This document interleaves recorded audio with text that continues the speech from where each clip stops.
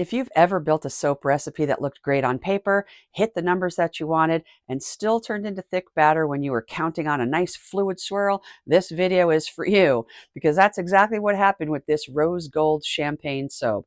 On paper, this recipe looked balanced.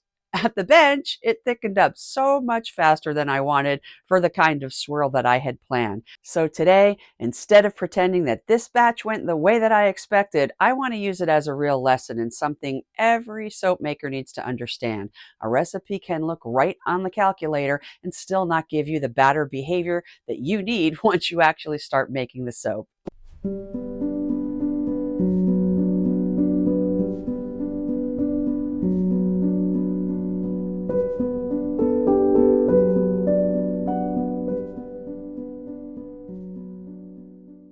A lot of people assume that if a swirl soap thickens too fast, the soap maker must have soaped too warm, blended too long, or just moved too slowly. But that's not always the problem. Sometimes the real issue is that the recipe itself is more structured than you think, even when the numbers look balanced in the calculator. And that's where things can get misleading, because a recipe can hit respectable targets for hardness, cleansing, bubbly lather, and conditioning, and still not give you the kind of fluid batter you actually need for a true swirl. A soap calculator can tell you a lot about the finished bar, but it can't fully tell you how that batter is going to behave in real time once the lye solution hits the oils. And when you're building a soap specifically for swirling, that difference matters. And once that batter starts building body earlier than expected, the whole design changes fast. Instead of working with a nice fluid batter that moves easily through the mold, you're suddenly dealing with something much thicker than the swirl called for. That changes how the colors move, how the patterns form, and how much control you actually have once you start pouring. So instead of creating the soft, wispy swirl that you planned, you end up adapting in real time and trying to make the design work with whatever the batter will still allow. And that's a frustrating place to be, because the issue is no longer your speed. The issue is that the soap is behaving more like a thicker design batter than a fluid swirl batter, and that changes the entire result. So in this video, I'm not going to pretend that this batch behaved like the perfect swirl soap, because it sure didn't. What I'm going to do is to use this rose gold champagne soap as a real lesson in something every soap maker needs to understand. A recipe can look right on paper and still not give you the batter behavior you need for the design that you planned. So as I walk through the formula, the making, and the final cut, I want to show you what happened, where the disconnect showed up, and why actual batter behavior always matters more than the theory when you're building a soap for a specific design. Because sometimes the most useful lesson is not in the batch that goes perfectly. It's in the batch that shows you exactly where the plan broke down. Before we get into the making, I want to be really clear about what this soap ended up teaching. This stopped being a lesson on how to build the perfect swirl recipe, and it turned into a lesson about why the batter behavior always gets the final say. So, as I walk through this formula, I'm going to show you what each ingredient is doing. What I'm also going to show you is where the disconnect showed up between the recipe on the paper and the way that the batter actually behaved once I started making the soap.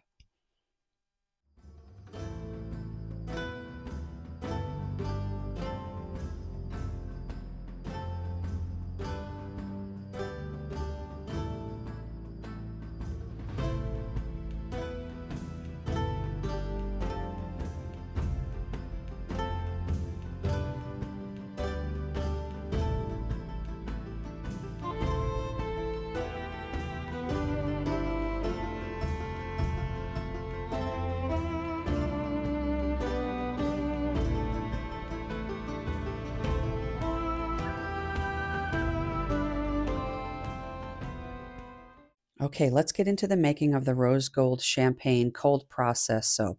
And this batch ended up teaching a very different lesson than the one that I originally planned. On paper, this recipe looked balanced, gave me solid numbers for hardness, cleansing, bubbly lather, and conditioning. But at the bench, it behaved much thicker than I wanted for a true fluid swirl. So as I make it, I want to walk through the formula honestly, in the order I'm actually using it, and talk about what each part is doing in the soap. Even though I chose my oils and butters and their percentage rates very, very carefully for swirling. The batter didn't care. It did what it wanted to do. Let's start out with my lye solution first because it's extremely hot and I want to give it as much extra time as possible to start cooling down. Into that lye water, I'm adding tetrasodium EDTA and sodium lactate. The tetrasodium EDTA is my chelator. In soap, I prefer EDTA over citric acid because I want that chelating step to be direct and predictable. Citric acid can work too, but then you're converting it to sodium citrate and adjusting your lye around it. So for me, EDTA is the cleaner choice when the goal is better hard water performance and less soap scum. That being said, I will be uploading a DOS oil chart master guide to accompany this recipe on Patreon. In the chart, you're going to see that adding the combination of BHT in your oils plus the powdered sodium citrate, those two were the best performing pair in Kevin Dunn's soap experiments. So if you'd rather not use tetrasodium EDTA, use the sodium citrate powder instead, and then there's no conversion of lye necessary. As for the sodium lactate, that's something that I use in every batch. Here, it helps to support the bar firmness and unmolding so that I don't have to make the whole recipe harder just to get a solid finished bar. And I'm also working here with a 30% lye concentration because I want to give myself more working time for the design.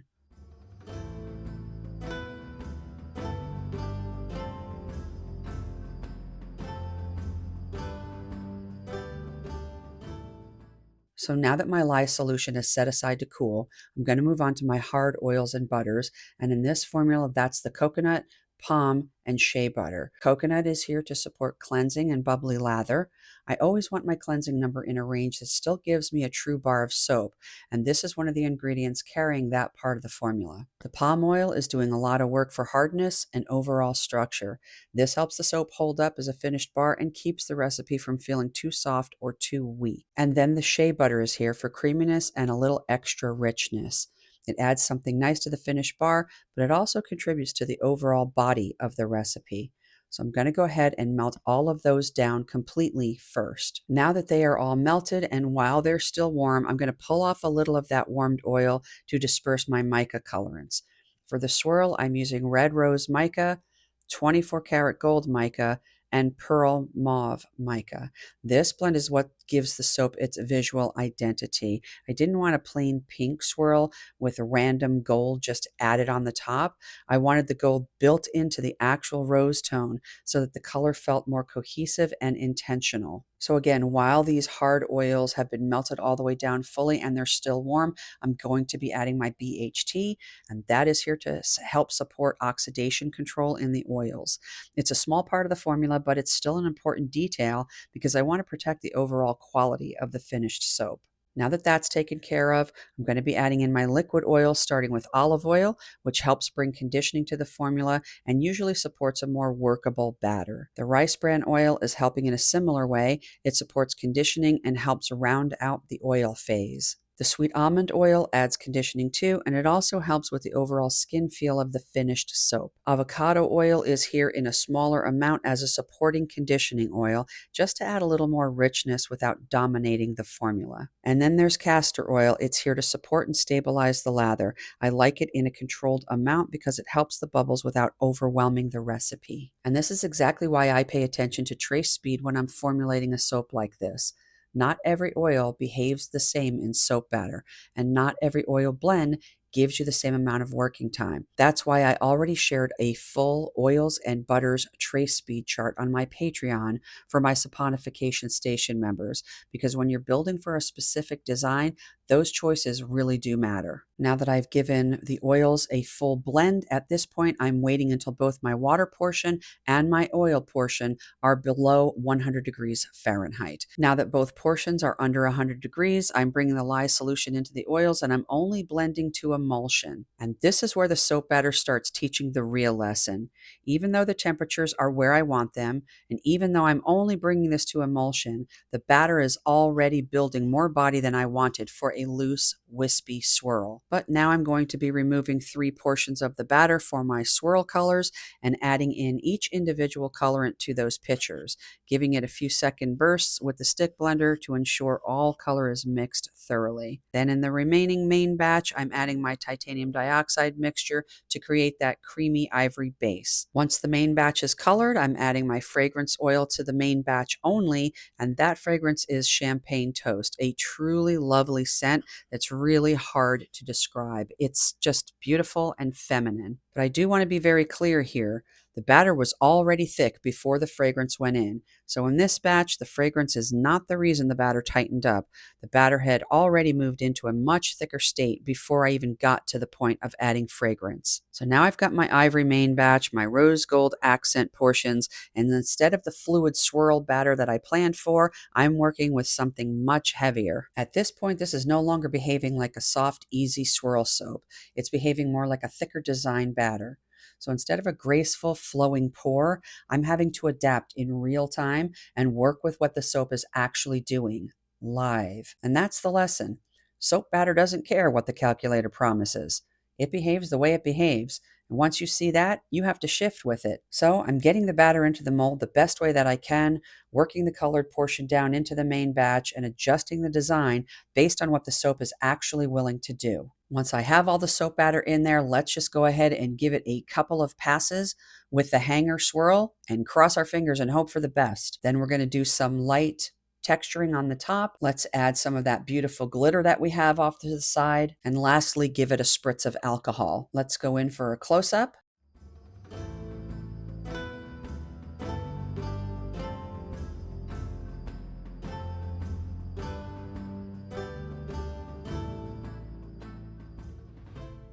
Then we're going to cover it, insulate it, and let it start doing its thing.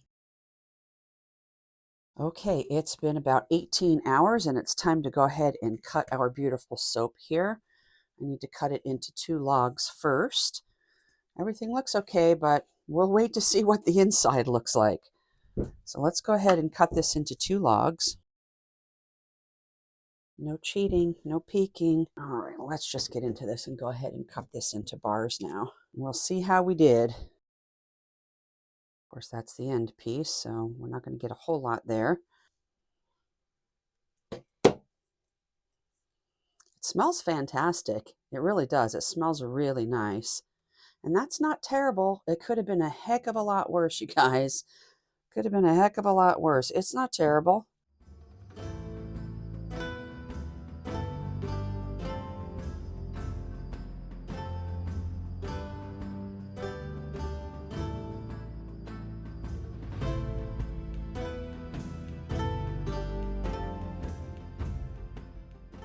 And so the cutting of this batch is where it tells the truth. The cut shows you whether the soap carried the design well, whether the contrast held up, and whether the finished bars still ended up beautiful, even if the batter didn't behave the way that I planned. Because sometimes a soap can still be worth keeping, worth teaching from, and worth sharing, even when it absolutely does not go the way that you expected. So here's what we learned today. A soap recipe can look balanced in the calculator and still not give you the batter behavior that you need for the design that you had planned. And all that stuff matters because in soap making, the calculator can help guide you, but it can't fully predict what the batter is going to feel like once you're actually making the soap. This batch was a really good reminder of that. The numbers looked good, the process looked right, and the batter still built more body than I wanted for a loose swirl. So the real lesson here is actual soap behavior always gets the final word. If you're building for a specific design, especially a swirl, that bench reality matters more than a recipe looking perfect on paper. If you enjoyed this video, make sure that you like, subscribe, and share. The recipe is here in the video, but if you want the full written tutorial and the procedure, that's available on Patreon in the saponification station tier level, along with the DOS oil chart master guide, as well as the oils and butters trace speed chart. That tier level also receives 1 bar of soap every month that you've seen me make here on the channel. Thanks for hanging out with me today at Creation Station, and I'll see you in the next formulation. If you're a YouTube channel member, the written formula and instructions are waiting for you in the description box.